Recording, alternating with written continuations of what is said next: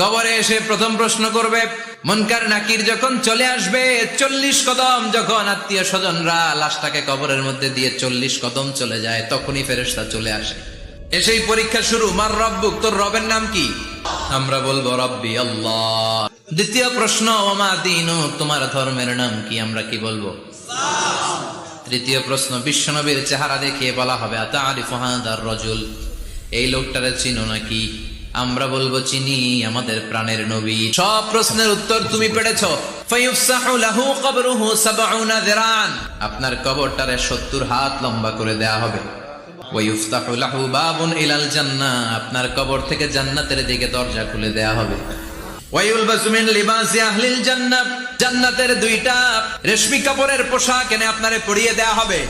আর বলা হবে, নাম কানাউমিল আরুস, ঘুমাও।